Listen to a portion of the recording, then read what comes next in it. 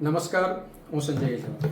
સુરત જિલ્લા વિકાસ અધિકારી ડીડીઓ એમની સામે કાયદા ખાતાની ટીમ દ્વારા એક અરજી કરવામાં આવેલ છે.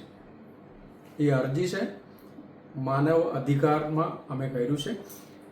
આ માનવ અધિકારમાં અરજી કરવાનો હેતુ આ છે, જ્યારે પણ કોઈ સરકારી કચેરીમાં કોઈ અધિકારીને કોઈ પણ નાગરિકો મળવા જાય ત્યારે એમને ચોક્કસપણે એને મળવાનું હોય છે. એમની જે રજૂઆતો છે એ સાંભળવાની હોય છે અને એને યોગ્ય નિકાલ કરવાનો હોય છે.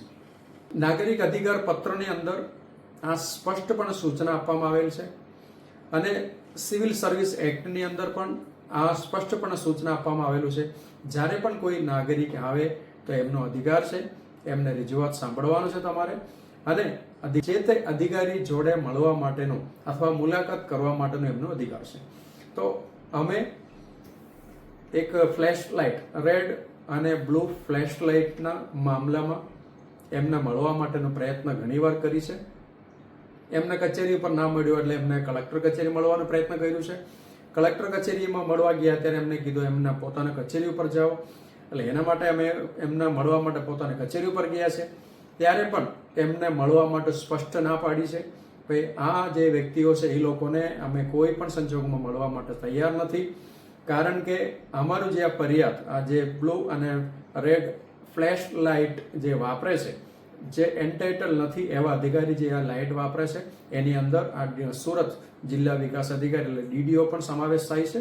એમની સામે અને અન્ય બીજા 6 થી 7 જેટલા અધિકારીઓ સામે અમારું જે ફરિયાદ છે, મુખ્યમંત્રીથી લઈને આરટીઓ સુધીના અમારું જે ફરિયાદ છે એમાં નોટિસ ઇસ્યુ થઈ ગયેલું છે. છતાં પણ આ લોકો પોતાની ગાડી ઉપરથી આ રેડ અને બ્લુ જે ફ્લેશ લાઇટ છે એ કાઢવા માટે તૈયાર નથી. તો આ સિલસિલામાં અમારે એમની રજૂઆત હતી, પણ એમને સાંભળવાનું ના પાડી. એટલા માટે અંતે માનવ અધિકારમાં અમારે જવા માટેનો મજબૂર થયું છે, જવા માટેનો ફરજ પડી છે, કારણ કે આ માનવ અધિકાર ભંગ એમને કર્યું છે.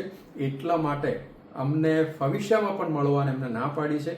એટલા માટે આ માનવ અધિકારમાં અત્યારે અમે આ ફરિયાદો નોંધી છે અને માનવ અધિકાર અમારું ફરિયાદ છે એ ફાઇલે લીધું છે, ફાઇલે નોંધ્યું છે અને આવનાર દિવસોમાં એમાં યોગ્ય કાર્યવાહી થશે એવી અમારી અપેક્ષા છે.